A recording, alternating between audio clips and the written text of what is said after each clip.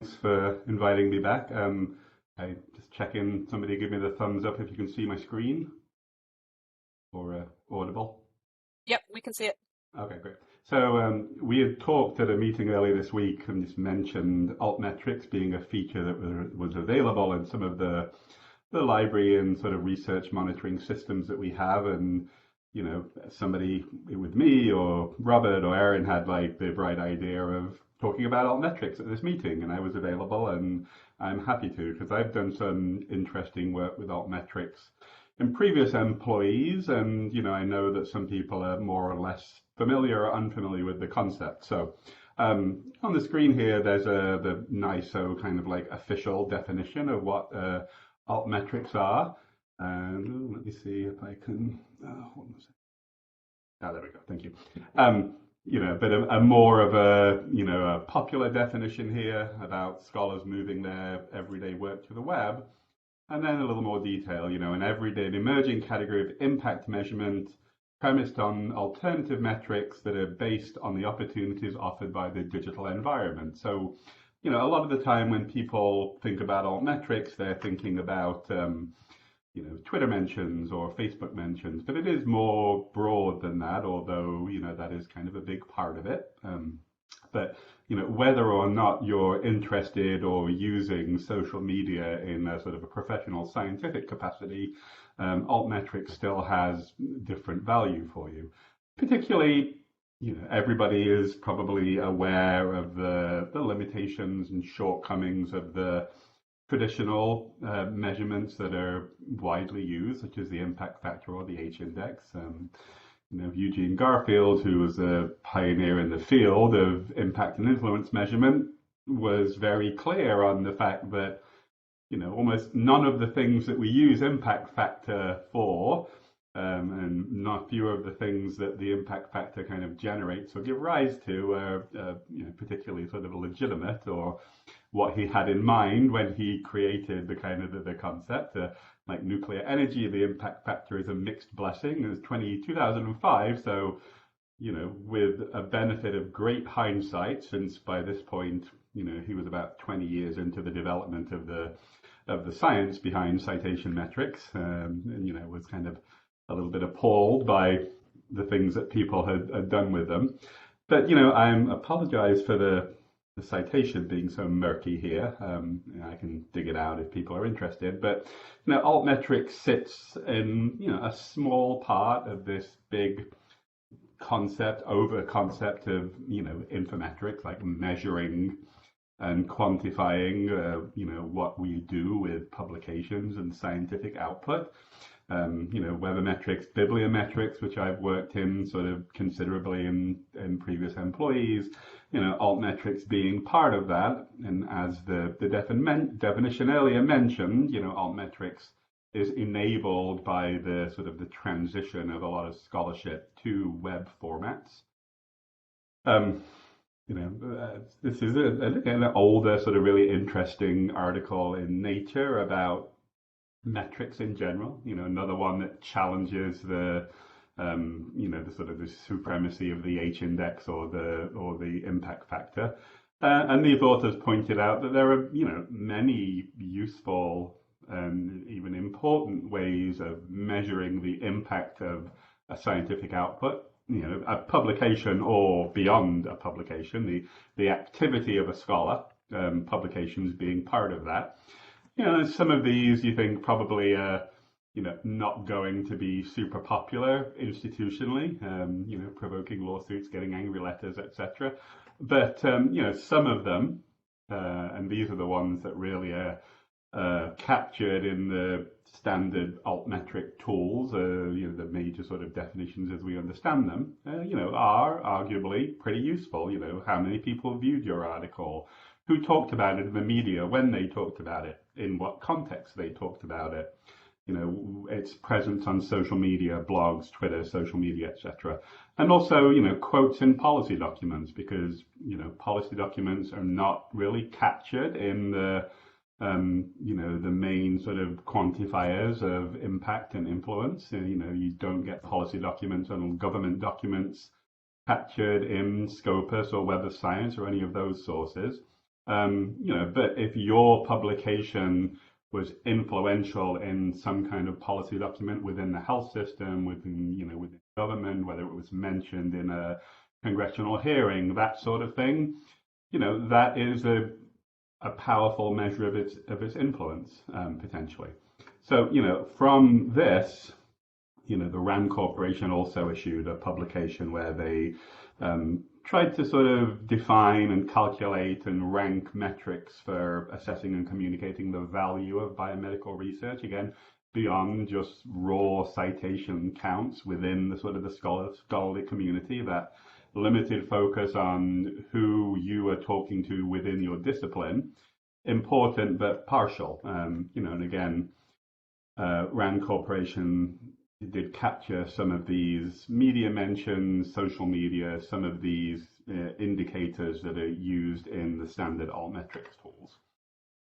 Because, again, the traditional citation-based metrics, which are easier to capture, the infrastructure in scientonomics was set up for, looking for citations and ranking them and doing all of those kind of computational tasks to say, how influential an article was. It tells you where the article was used in an academic source. It tells you who used it, and to some extent you can derive who they were and how important they were, where they published it, in what context, in what source, and for what purpose. Those are relatively straightforward to capture in your kind of typical citation-based metrics. Altmetrics expand on that, in ways that you may find useful. Again, it's not a sort of a panacea. Some researchers may be more or less interested, may have kind of placed different values, in the measurements that are made in Altmetrics. It does enable you to see who outside of academia is talking about your research. That it was used, not how it was used, which is something I'll touch on again later. And the social visibility as well as the academic visibility, which if you're in a field where you're interested in kind of how it's received, how it's disseminated, whether it's being captured by patient groups or policy groups, it can be useful to track your material with the Altmetrics tools. Again, both type of metrics say where and who, but it's a different where and a different who. The Altmetrics data is expanded, it's more diverse beyond just the partial published academic literature, because again, even in the major sources like Web of Science and Scopus, where the sort of the impact and influence is derived from their calculations, doesn't capture the entirety of the research output. So, again, there are some limitations. One limitation is, of course, this is all based on DOIs. Like anything that's measured with an altmetric has to have a DOI, and while that is, more and more and more normal, there are some niche fields in scholarly output where they don't necessarily use DOIs, fewer and fewer and less kind of significant. Of course, this is partially true in traditional citation calculations. It's difficult to make distinctions, particularly when you're talking about, Twitter and social media. The fact that you're being mentioned is not necessarily favorable. It might be like, this is the worst thing I ever read, or like, here's an example of, and of course we're seeing in the last couple of years concerns with altmetric and social media dissemination of, research that perhaps hasn't been thoroughly vetted or thoroughly peer reviewed. So while there are actually some emerging scholarly metrics that talk about context, some newer tools where, they're doing some kind of text context analysis in the citation to see whether it's being mentioned favorably or unfavorably. That's still emerging, and it's not captured in any of the Altmetrics tools either, and you'll certainly kind of see that impact. But, what Altmetrics do, and I'll talk next about where you can find it, captures that societal aspect, beyond academia, complementing and sort of filling out what you're traditionally seeing, and in a more timely manner too, because Altmetrics data starts to accumulate very immediately once an article is available online, whereas, citations take time, much like publishing takes time. And so you'll see kind of, different baskets of influence, between altmetrics and citation metrics, and they complement each other, I would argue, pretty well. So you've probably seen this donut, as it's called. This is kind of like the symbol of Altmetrics, particularly altmetric.com, although there are other providers. But, on a web source for an article, you'll often see this donut with these numbers in, which are, some algorithm of influence. And I think many people will recognize this, and many publishers will include it, with the article on the journal website. So altmetric.com is the best known aggregator of these altmetrics and impact signals, impact story, Plum Analytics, which is provided by a different vendor using the same kind of tools. You'll see Plum Analytics on our library website when you look up an article. They're really the other major providers. Now, on the Altmetric page, which you can look at, I don't believe you need to log into it, on altmetric.com. It's sort of like an interesting sort of sign of the times indicator of scholarly literature of the moment. And again, this was yesterday. I pulled the sort of the front page on Altmetrics, which is like the most buzzed about, kind of according to their algorithm of social media and other indicators. So, this gives you some indication of what gets attention. I don't think there are probably any surprises here. It's been sort of all COVID all the time for, a good while now. And you'll see here, there's a MedRx, there's some, at least a couple, and further down the list, not on the screen, there are a couple of pre-press publications, and, pre-press has been somewhat controversial in the COVID context for the past couple of years. The Altmetrics doesn't discriminate between peer-reviewed and non-peer-reviewed in that sense. So that's been a thing. But you can also look at your output. You can look at, this is all, you have to have an ORCID to be able to do this. This is Dr. Judith Ross's Altmetrics.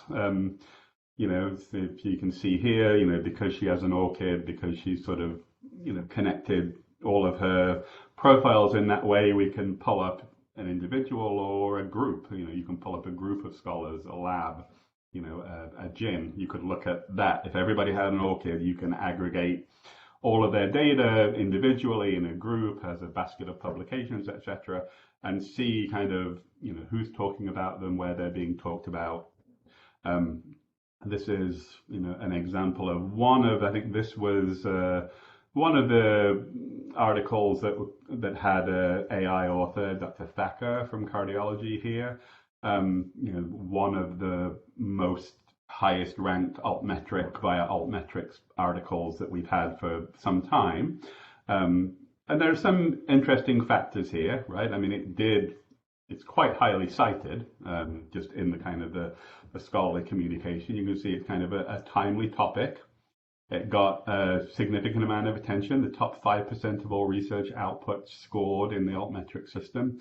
You can see here, lots of Twitter, lots of Reddit, lots of news outlets. But what interested me about this, and this is very kind of, somewhat typical about the timeliness value of Altmetrics, because again, citations take a long time to acquire and accumulate.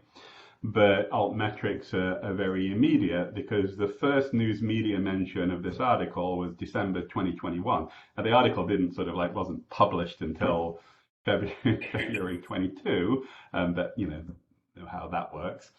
But you can see here, this very important topic. People were very concerned about this, sort of myocarditis signal in COVID vaccinations in adolescents and young adults.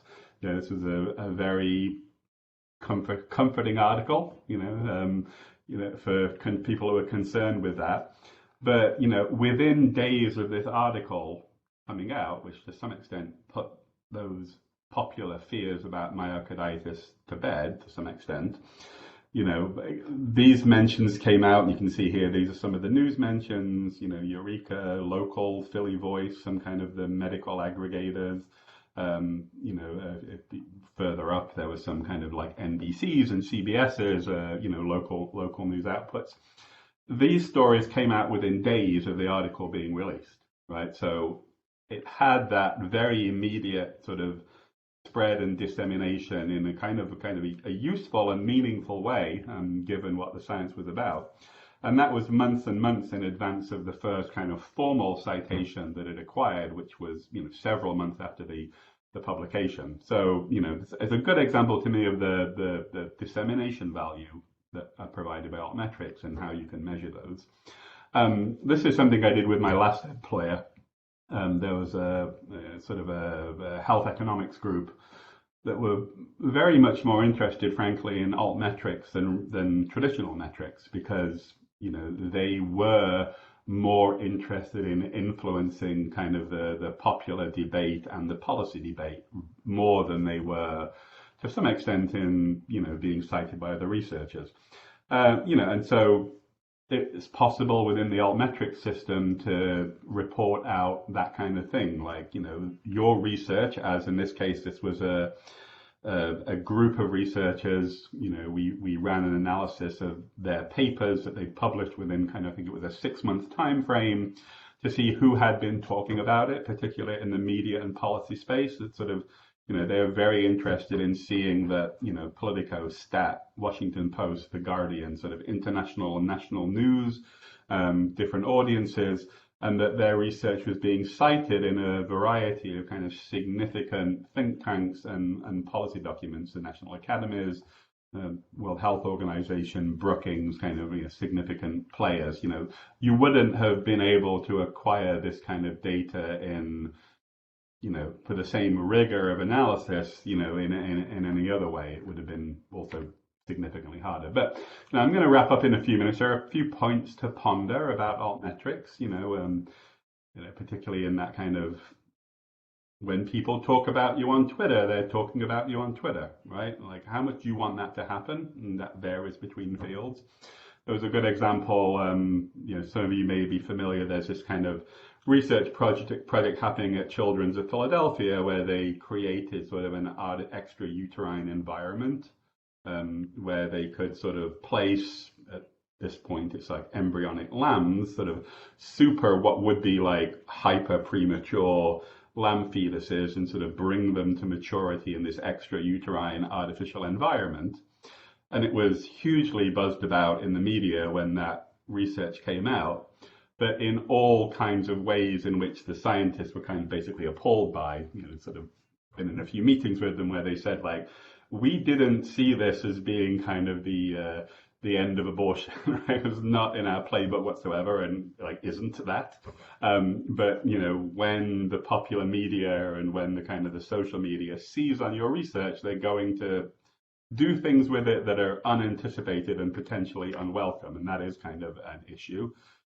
The appeal of Altmetrics may be that they're not incorporated into kind of the landscape at this point, becoming increasingly familiar, and policy kind of institutional level people are more interested in them in different ways.